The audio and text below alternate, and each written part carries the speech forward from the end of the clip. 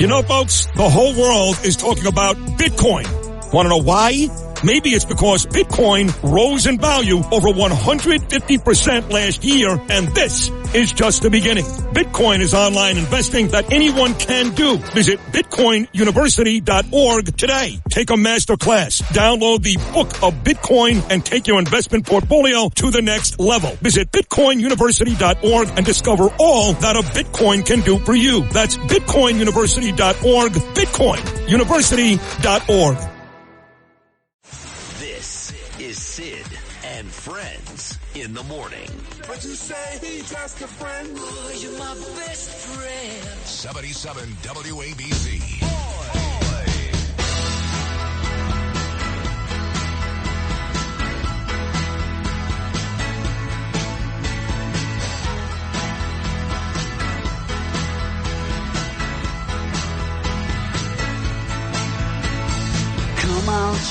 That's good stuff. Big show already. Brian Kilmeade, Curtis Sliwa, Congressman Anthony D'Esposito, and right there the Border Czar, Tom Homan, who was actually very nice. Well, I say this every time I introduce this man. If God is good to me, I'll be 58 in April. And in my lifetime, the two best politicians locally I know are him and Rudy Giuliani. He's the former great congressman, Homeland Security, does it all, raised big money for 9/11. My dear friend Peter King. Pete, good morning. How are you? I'm doing fine. I'd say I got some tough acts to follow. God, I'd say it's almost bad as following Naomi. I mean, Tom Homan. Tom Homan is great. I remember when President Trump made his first visit to Long Island on MS-13. Tom Homan was with us. He was really leading the discussion. He is so committed on this issue, and he's really a nonpartisan guy. He's not. I never saw him being Republican or Democrat. He just wants to get the job done. Yeah, and that makes you a Republican these days. But he really is. He'll be a great person in that job. I'm glad you had Anthony on. We really need him in politics, in government. He's a great guy, and we can get down the line. He's a great guest. I'm proud to be one of them this morning. So no, you're a great guest too. And yes, Homan, 6 presidents. As I mentioned, Barack Obama gave Tom Homan an award back in 2015. So he's not partisan.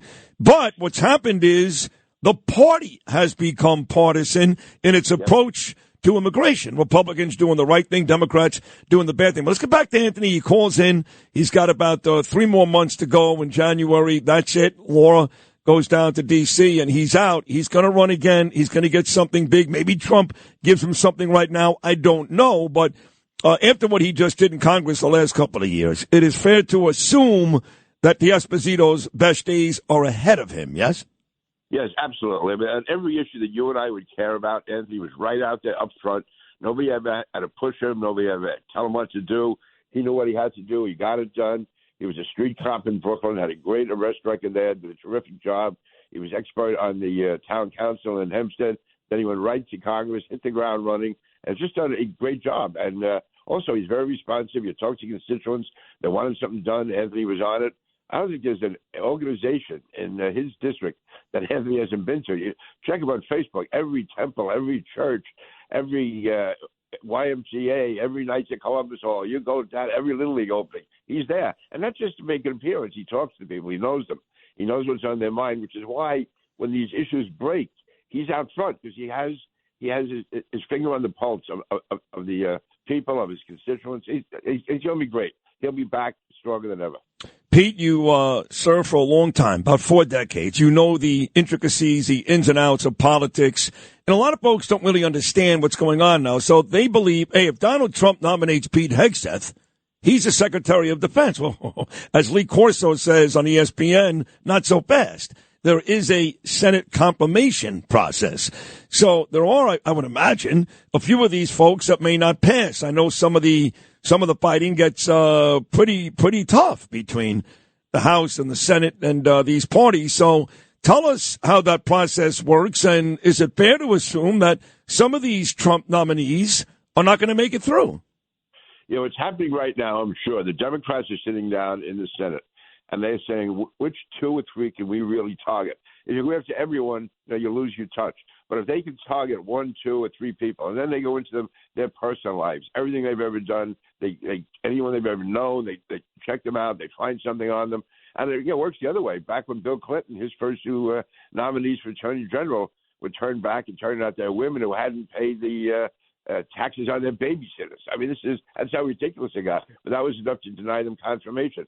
We've seen it many times where they go after Republicans to try to deny them. So I would say someone like Pete Hegseth, because he's high profile, he's from Fox, they will see him as a high priority target. The Democrats will.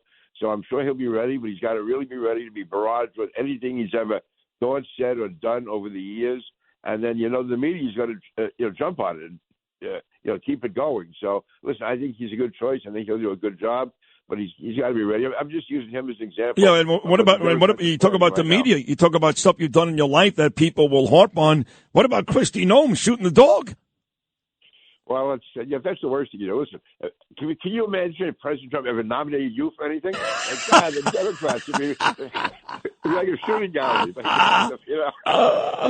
Thank God I've got a job, or I'd be calling him to do that. Trust me. I mean, I expect to be on some committee or some advisory board. I think I will be, by the way. But, no, I don't need the job. And you're right. I mean, they delve into everything, and it gets – so you're saying that shooting the dog, if that's the worst thing, that's not all that bad. Yeah, and also, I mean you've been talking about it this morning. She's a governor of a state, and the Secretary of Homeland Security, I think it's 17 departments and agencies. So you can't be running all of them. What you need is to have competent people in there, and the Secretary sets the tone, watches over, makes sure that things are being done. But you can't expect Kristi Noem to be down there managing the Coast Guard, managing the Secret Service, taking care of all immigration matters. But you have to have competent people in those positions. You got to make it clear you're going to be tough. You have to set the tone. You can't be like Mayorkas was. We had Tom Ridge. He was the first Homeland Security Secretary. He was on top of it. He kept it going. And but that it's really important to have somebody who is a governor in many ways is equipped because they manage like in the state. They have how many different cabinet positions in the state. They can't be handling every welfare agency, every law enforcement agency, every transportation agency. But you have competent people in there, and the governor then is ultimately responsible. That's why I look upon the secretary's job. Mayorkas has been a total failure under the Democrats. Jay Johnson was a very effective secretary because he knew what had to be done, and he made sure people got it done. I didn't always agree with him, but he was very effective, knew what he was doing. Mayorkas is an absolute disgrace. He has no idea whether actually, he probably does know what he's doing, and that's the problem. Right. He knows he's letting in all these people. Sabotaging. So that's the worst of all. Worse than being incompetent is to be competent doing the wrong thing. I agree with you. And I think he just sabotages this country every day. One of your residents, Pete King, out there in Nassau County, I think a lot of us thought he was a shoo-in to get the same position he had last time, and that's Nassau County resident David Friedman. He was Trump's ambassador to Israel.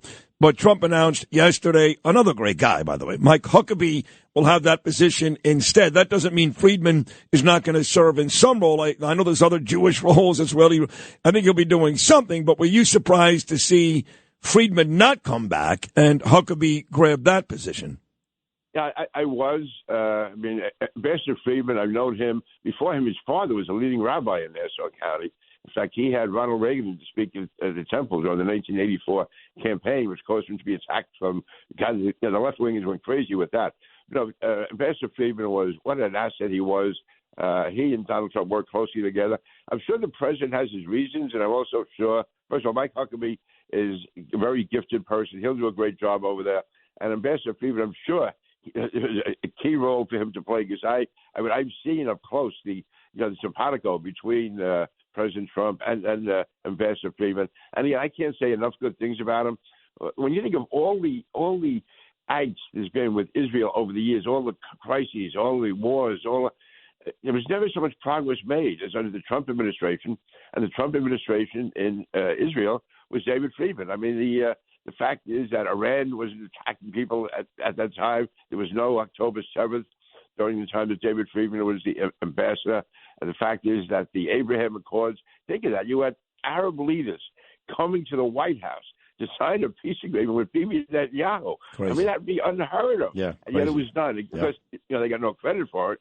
And but it was a tremendous achievement. So David Friedman has much to be proud of. and I'm sure he has many, many big days ahead of him. Pete, tell me about this lunch. I believe the plane has taken off already from West Palm Beach. Trump is in air on the way to D.C. His wife is not coming. She's still mad about the Mar-a-Lago raid and Jill Biden behind all that, going into her drawers and all that. And I agree with Melania. It was disgusting. But Trump is on his way there. He didn't do this for Biden, but Biden is doing it for him. Trump and Biden lunch at the White House. If you were a fly on that wall, what do you think you would hear during this lunch? Well, it should be civil, but the fact is, one thing in politics, you have a tough campaign, you go back and forth, you attack each other, and when it's over, it's over. But what Joe Biden did was he did something which no president has ever done. They had a raid of the former president's home. They managed to get him indicted 4 times on phony charges. And in many ways, the phoniest of all was in New York, where that had been declined. That indictment had been declined by the Federal Elections Commission, by the Justice Department, by the former DA, and by Bragg himself. And then somebody comes from the Biden Justice Department, goes to work with Bragg, and they come up with this phony thing of coming up with charges. They take a federal misdemeanor, turn it into a state felony, so they can say during campaign that he was a convicted felon. That, to me, is an outright disgrace. That violates all the unwritten rules of American politics and democracy. They talk about Donald Trump attacking democracy. Nothing was more of an attack on democracy than raiding his home and having these phony prosecutions, and also trying to bankrupt him. People like Letitia James and others, this is going to be looked upon as one of the worst scandals in American history. And when he was president, they tried to undermine it with the phony Russia investigation. So, yeah, I would let Biden know how you feel about it. He's not going to go after Biden, I don't think, but let Biden know that this is not the usual peaceful handoff from one president to another, not after what Biden did to Trump. Final 60 seconds. This is quite a story. Right there in York County in Long Island, this gentleman becomes the first Republican elected to a council seat in Long Island in more than 50 years. And what I love about this guy is he's an ex-IDF soldier. What do you know about Daniel Norber? I really don't know him well. I've met him. He's certainly impressive. I think it's great. It shows, again, first of all, I think it's important for the public to know and everyone to realize how, and I've never made Israel partisan before, but it became partisan this year, the Israeli issue, the way the Democrats turned their back and allowed anti-Semitism to run wild. So if we can have people who are so committed to Israel running as Republicans, being elected as Republicans, it's important politically, but it's also important for the country to know where we stand. We are on the side of Israel. This is a fight, not just for Israel. Fighting for Israel is fighting for America, because they are the first line of defense against Iran, which is a terrorist state, and it's going to have nuclear weapons soon. So we have to stand with Israel. I support Israel for many reasons, but probably the most important as an American is that they are essential to our defense. We're essential to theirs, but they're essential to ours. And we can have somebody at our party who has that close a connection to Israel, so be it. That's great. Pete, you're great. That was an excellent appearance. I love you. Thank you so much. And we'll do it again very, very soon. Have a great day. Thank you, Pete King. Saturday night, I'm going to be at King of Murders with John McLaughlin. I'm going to be talking about you. I love John McLaughlin. I love you. And I love Rosario. And I love that restaurant. Send my best, okay? I certainly will. Thanks, Pete. That's the great Congressman Peter King. That was a great appearance. And the way he talked about the Senate confirmation stuff, that's important stuff. Eden Memorial Chapels understands Jewish funerals can take many forms. Some are Orthodox, while others are more conservative or of a Reformed nature. There's no one better. With services close to all New York and New Jersey cemeteries, Eden Memorial Chapels offer fair and balanced pricing and can provide easy transfer of you and your loved ones to Israel. While you're grieving, they're here to take care of all the details so that you deal with less bureaucracy and have more peace of mind. Go to EdenMemorial.com. That's EdenMemorial.com.